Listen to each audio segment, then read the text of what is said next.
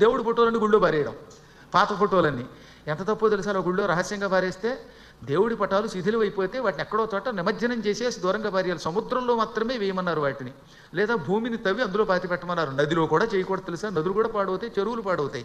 సముద్రం కానీ లేదా భూగర్భంలో నిక్షిప్తం చేయాలి. అంతేగాని రహస్యంగా ఇక్కడ పారేయటమా? ఎందుకు పారేస్తున్నావు అంటే, పాడైపోయిన పటం నీ ఇంట్లో ఉంటే నీ ఇల్లు పాడైపోతుందిట అని ఎవడో చెప్పాట.